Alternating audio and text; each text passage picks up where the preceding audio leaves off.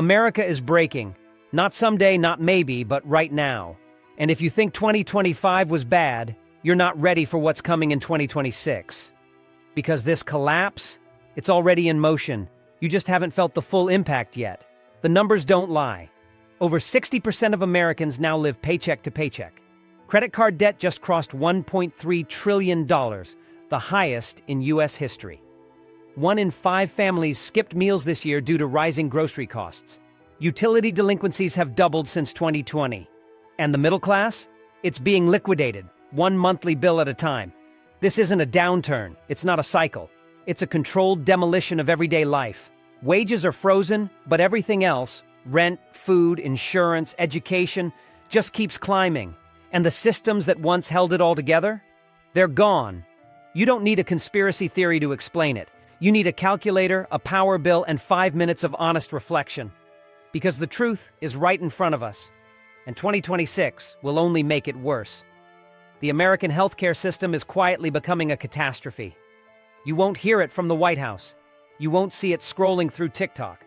But behind closed doors, one of the most painful signs of America's ongoing collapse is happening at your nearest emergency room. And no, this isn't some abstract bureaucratic issue about insurance policies or new legislation. This is about families delaying life-saving care. This is about parents skipping medicine for their kids because the out-of-pocket cost is more than their entire grocery budget. This is about an entire healthcare system that's quietly collapsing under the weight of inflation, staffing shortages, and corporate greed.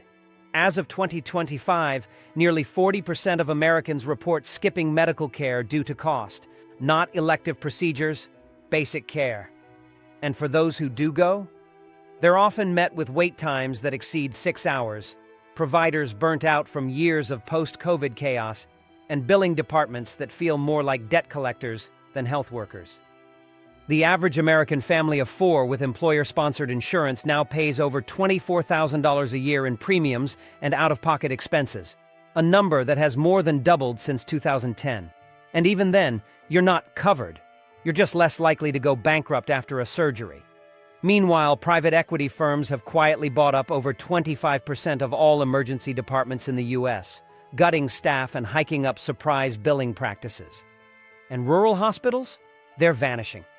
Over 130 rural hospitals have closed since 2010, and more than 600 more are at risk of shutting down this decade. That means entire counties without access to trauma care, and when minutes mean the difference between life and death, the nearest hospital is 90 minutes away, becomes a death sentence. Think about that. In the richest country on earth, a broken arm or a routine ultrasound can bankrupt you. In 2026, this isn't improving. Insurance companies are raising deductibles, big pharma is hiking drug prices above the rate of inflation, and hospital systems are consolidating into monopolies that care more about profit margins than human lives. The American healthcare system isn't just failing, it's already failed for millions. And the silence around it? That's the collapse. The middle class is now a mirage, kept alive by borrowed time and borrowed money. If you still believe there's such a thing as the American middle class, I have news for you. It doesn't really exist anymore, not in the way it used to. What we have now is a hollowed-out illusion, propped up by mountains of debt, second jobs, and decades of financial repression. And in 2026, this illusion is cracking fast. According to the Federal Reserve's 2025 survey of consumer finances, the median savings for Americans aged 35 to 54 is just $5,300. That's one blown transmission or a minor ER visit away from absolute ruin. Meanwhile, the average American household now holds $15,000 in credit card debt, and nearly 60% of households report living paycheck to paycheck, even among those earning 6 figures. Yes, even households making $100K are often one layoff away from default. This isn't prosperity, it's performative survival. We've created a system where the appearance of stability is more important than actual financial security. You drive a leased car, you rent a home, you use Klarna or Affirm for basic purchases like clothing, groceries, or a laptop. You post vacation pictures from a weekend getaway, and then spend the next 6 months paying off the interest. This is not a functioning middle class. It's a population dangling above disaster by a thread of artificially easy credit. And that thread is fraying. As interest rates remain high, minimum payments rise. As inflation pushes up costs, there's less room for saving. And as layoffs begin to spread, quietly, outside the headlines, tens of thousands of workers are realizing that their middle-class life was built on a house of sand. Student loans are resuming after years of forbearance, and delinquencies are rising sharply. In fact, student loan default rates doubled in 2025 alone, signaling just how fragile the financial foundation really is. We've sold an entire generation the idea that a degree, a good job, and a nice apartment equals stability. But here we are in 2026, and that equation no longer works. The numbers don't add up. The debt piles up. And the middle class? It's now just a costume we wear, until the repo man knocks or the credit line gets slashed. The collapse of trust is destroying what little community we have left. Here's something no politician will dare say out loud. America doesn't trust itself anymore. And no, I'm not just talking about political parties or institutions. I'm talking about neighbor to neighbor, family to family, community to community. The glue that once held American life together, mutual trust, shared responsibility, civic engagement, is dissolving before our eyes. In 1972, over 46% of Americans said they had strong confidence in Congress. In 2025, that number was just 7%. The Supreme Court, down to 14%. Confidence in banks, police, media, public schools, all near record lows. But even beyond institutions, the interpersonal collapse is worse. Nearly 60% of young adults now report feelings of loneliness, most or all of the time. Church attendance has plummeted to all-time lows, civic groups have vanished, and volunteerism has cratered. The fabric that once defined community, shared rituals, collective identity, basic neighborly decency, is torn. And when trust dies, paranoia takes its place. Just look at the recent surge in DIY security systems, private surveillance networks, and armed neighborhood watch groups. These aren't signs of safety. They're symptoms of collective breakdown. We're not building towns anymore. We're building fortresses. And inside those fortresses, isolation, digital echo chambers, rage, distrust. We now live in a country where more Americans own a gun than go to church. And while tech promised to connect us, it's created new divides. Algorithms fuel tribalism, and economic stress erodes empathy. It's easier to blame those people than fix a collapsing system. So people retreat into their phones, their opinions, their bunkers. In 2026, this trend is accelerating. Political polarization is no longer a debate. It's a living condition. The sense of we're all in this together has become every man for himself. And that shift has consequences. A nation without trust is a nation without resilience, without cohesion, without a future. When disaster hits, economic, environmental, or geopolitical, recovery depends on cooperation. And right now, America is running on empty. The collapse isn't just about money. It's spiritual, it's emotional, it's communal. And once trust dies, the collapse becomes permanent. Local governments are quietly going broke, and the services you rely on are next. No one talks about it on cable news, but while Washington bickers over trillion-dollar budgets and corporate bailouts, America's local governments are quietly dying. Counties, cities, and towns across the U.S. are entering 2026 strapped for cash, drowning in pension obligations, and cutting the very services that define civilized life. That pothole that never gets fixed? That's not just lazy maintenance. It's a sign your town might be out of money. More than half of U.S. cities are now spending a larger share of their budget on debt service and retiree pensions than on active services like police, fire departments, libraries, or sanitation. It's the slow rot of fiscal decay, and most people won't realize it until they call 911 and no one shows up. Look at Chicago. In 2025, the city paid over $2.3 billion in pension obligations, eating up nearly 20% of its operating budget. Los Angeles had to cut basic staffing at libraries. Philadelphia shuttered dozens of recreation centers. And smaller cities? They're worse off. Places like Birmingham, Alabama, and Hammond, Indiana, are teetering on the edge of default. Public school districts are going bankrupt. Public transit systems are slashing routes. EMS response times have tripled in some rural counties. And as costs go up, the desperation sets in. Local officials raise property taxes, trash fees, water surcharges, vehicle levies, permit costs, anything to plug the hole. But these aren't minor tweaks. These are life-altering financial burdens on working-class families already pushed to the edge.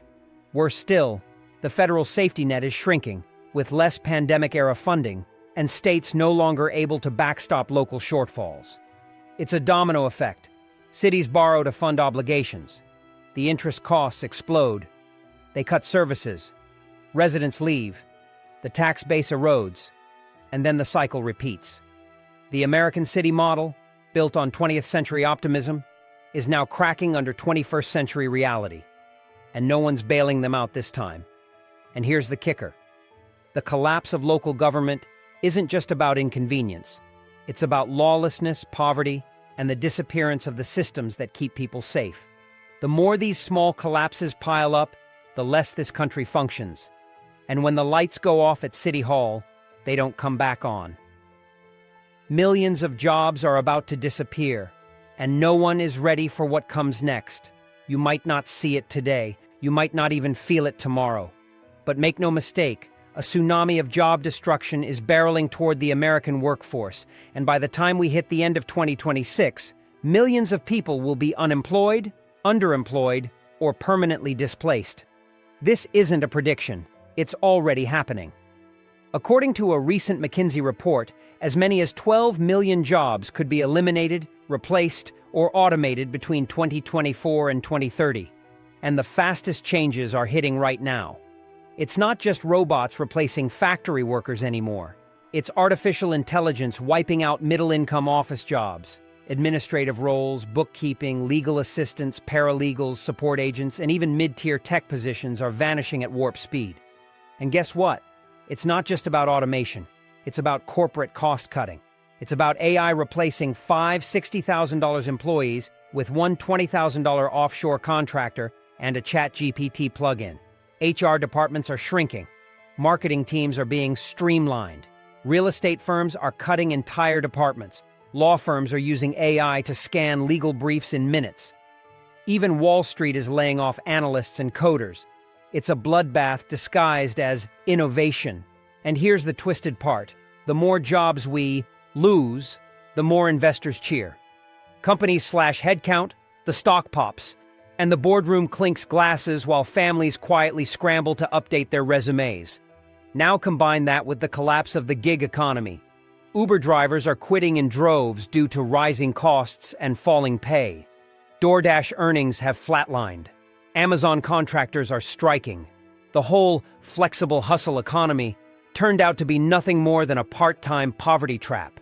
And now, even those scraps are disappearing. As jobs vanish, job competition intensifies. College grads are fighting for entry-level pay in saturated markets.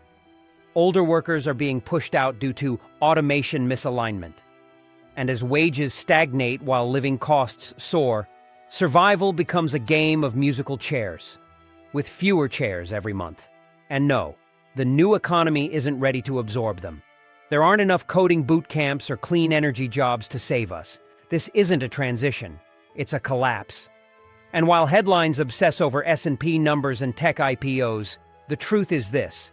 We're entering an era of permanent job insecurity, one where millions of Americans will no longer be between jobs. They'll be outside the economy entirely, left behind by a system that no longer needs them.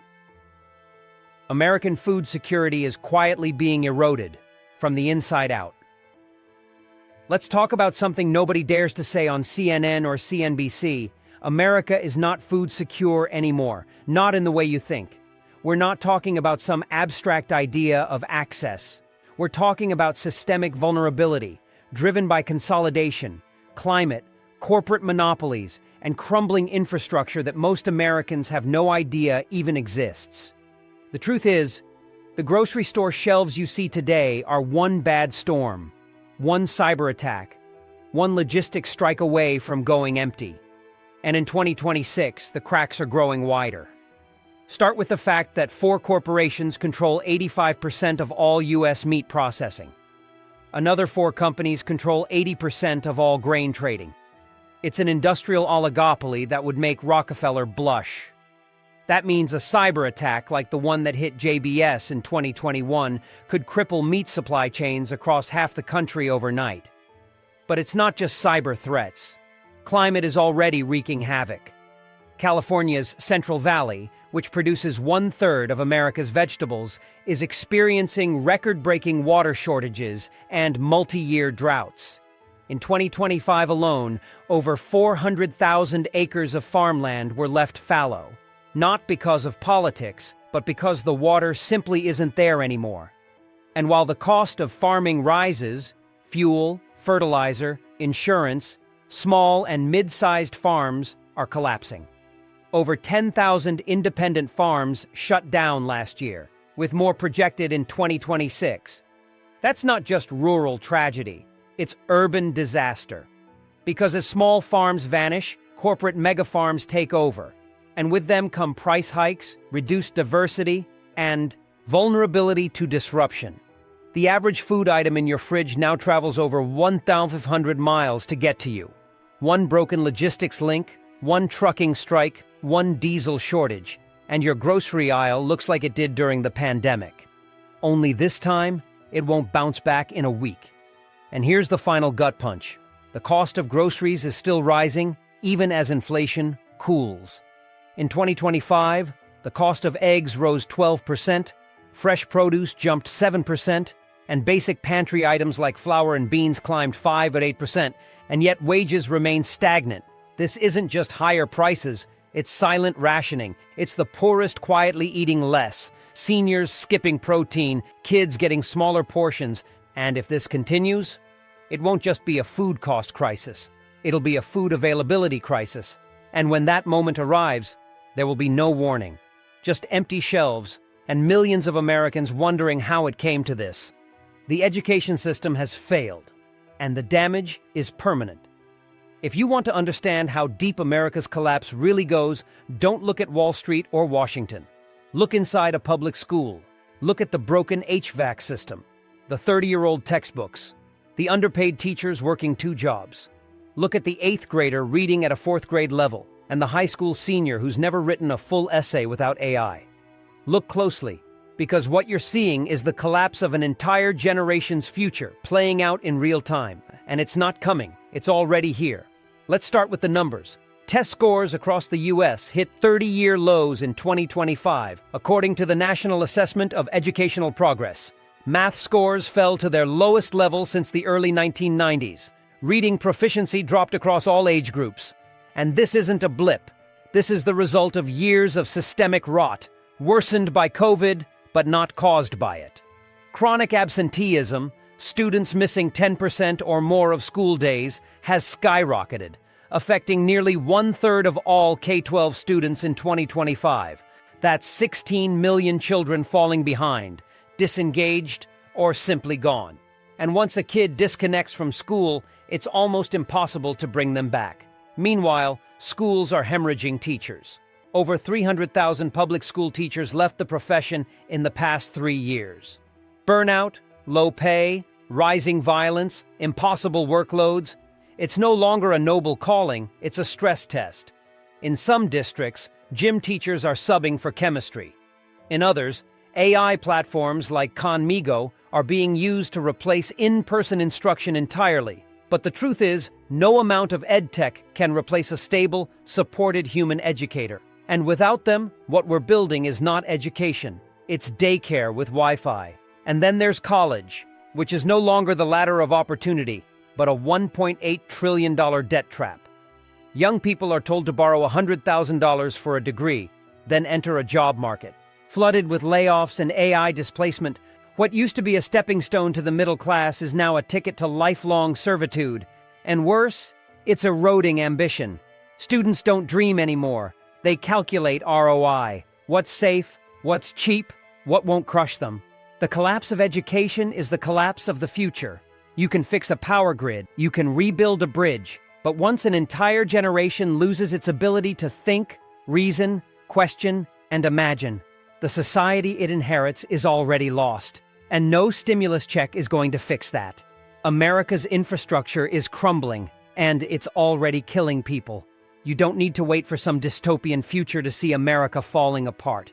All you need to do is get in your car and drive, because chances are you'll hit a pothole large enough to crack your axle, pass under a rusted bridge rated structurally deficient, or drive through a neighborhood that floods after a light rain. That's not weather. That's not bad luck. That's a civilization that has stopped maintaining itself. America's infrastructure isn't just aging, it's decaying. And in 2026, the decay is reaching deadly levels. Let's start with the basics. Over 43,000 bridges in the US are classified as poor condition. More than 20% of the nation's roads are in mediocre or poor shape.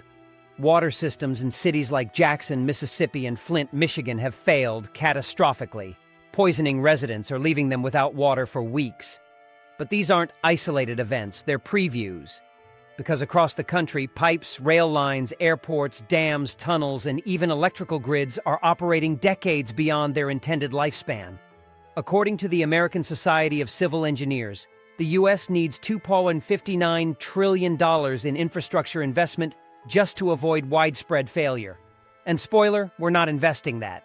Even the 2021 infrastructure bill, hailed as historic, barely scratched the surface. Projects are delayed, mismanaged, or swallowed by bureaucratic red tape. Meanwhile, the nation's largest cities are sinking, thanks to overdevelopment and neglected water infrastructure. In New York, parts of the city are sinking at up to 2 millimeters per year, with subways flooding more frequently. In California, wildfire damage to power lines caused over $35 billion in damages in the last 5 years alone, and the grid is still vulnerable. Then there's the rail system. America moves freight on a system that's largely controlled by private companies with minimal oversight. And guess what? Train derailments are increasing, with over 1,000 incidents in 2025 alone, several involving toxic chemical spills. Remember East Palestine? That was just the beginning. And as climate extremes worsen, heat waves, floods, ice storms, all this outdated infrastructure is pushed beyond its limit. This isn't a future threat. This is now.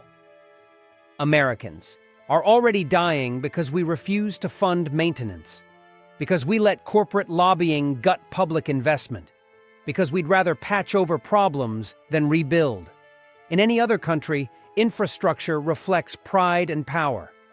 In America, it reflects decline. One cracked sidewalk, one collapsed bridge, one poisoned water line at a time.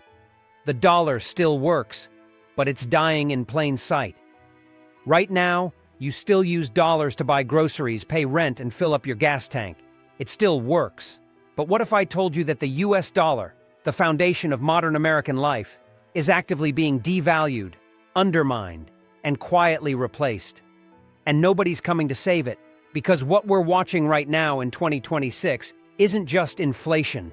It's the erosion of the dollar's dominance, and when that ends, so does the America you recognize. First, the cold truth. The dollar isn't backed by gold, silver, or anything tangible. It's backed by confidence, and confidence is cracking. In 2025, U.S. debt passed $37 trillion, and interest on that debt now costs over $1.3 trillion annually, more than we spend on defense. That means every time the Fed raises interest rates to fight inflation, it also sends our national debt into hyperdrive. It's unsustainable. Even the Treasury admitted in late 2025 that over the next decade, interest will become the single largest item in the federal budget. That's right. We'll be paying more to borrow money than to run the military, fund schools, or keep Social Security afloat. Meanwhile, global trust in the dollar is fading fast. Central banks around the world bought more gold in 2023-2025 than at any time since 1950. Why? Because they're de-dollarizing. China and Russia are trading oil in yuan. BRICS nations are working on their own settlement system. The percentage of global reserves held in dollars fell to just 58%, the lowest level in modern history. That's not a policy debate. That's a flight from the dollar. And what does this mean for you? It means the dollar in your wallet buys less every year. Not because of inflation alone, but because the global system it depends on is cracking. It means stealth taxation. Your money loses value while your wages stay flat. It means foreign goods get more expensive, supply chains weaken, and your savings, unless protected, are quietly drained. And if the dollar ever loses reserve currency status completely, you can forget about cheap gas, affordable imports, or low-interest loans ever again. The dollar still functions, for now. But under the surface, the storm is gathering. This isn't just economic decline. This is monetary collapse in slow motion. And by the time the average American feels it, it'll be too late. America feels like it's falling apart, because it actually is. Let's stop pretending this is business as usual. Let's drop the buzzwords and the spin. Because if you've been feeling like America doesn't work anymore, like something fundamental is broken, like the rules of life are shifting underneath your feet, you're not crazy. You're not alone. You're absolutely right. Because the truth is brutal. America is falling apart. Not in the future. Not hypothetically. Right now. Look around. The systems are cracked. The norms are gone. The expectations of what it means to make it, house, family, savings, dignity, have evaporated for millions of people. In 2026, over 70% of Americans say they believe the country is headed in the wrong direction. Not because of politics, but because of lived reality. Because the basics don't work anymore. Because families are choosing between food and medicine. Because working full-time no longer guarantees shelter. Because crime is rising, school standards are collapsing, public trust is gone, and even nature, the storms, the fires, the floods, seems to be turning against us. And it's not just the poor, it's not just the unemployed. This collapse is touching the middle, the safe people, the ones who played by the rules. Dual-income households who still can't afford daycare. Retirees who thought they'd saved enough, now rejoining the workforce at 68 just to afford heating. College grads moving back home, saddled with $120,000 of debt and a $38,000 salary. This isn't a fringe crisis. This is the core. You see it in the headlines, sure. When a freeway collapses, or a city loses power, or a grocery chain shutters. But you feel it deeper, in the anxiety, the distrust, the constant tension. You see it in the empty storefronts, the boarded-up houses, the hospitals without nurses, and in the faces of people who are just tired, not lazy, not weak, just exhausted from trying to survive in a system that doesn't care if they make it. The collapse isn't coming, it already came. But it didn't come like a Hollywood disaster. It came slowly, quietly, with rising costs and falling expectations. It came in the mail. Your bill's gone up again. It came on the news. Another mass layoff. It came when you checked your bank account and thought, how is it already gone? The American dream hasn't just died. It's been replaced. Replaced with subscriptions, interest payments, surveillance, side hustles, antidepressants, and clickbait optimism. And the worst part? Most people think it's their fault, that they're not trying hard enough. But the system wasn't built to reward effort anymore. It was built to extract, to drain, to sell you back your own dignity one payment at a time. And unless something changes radically, this collapse won't stop. It will spread, deepen, and eventually there won't be anything left to collapse.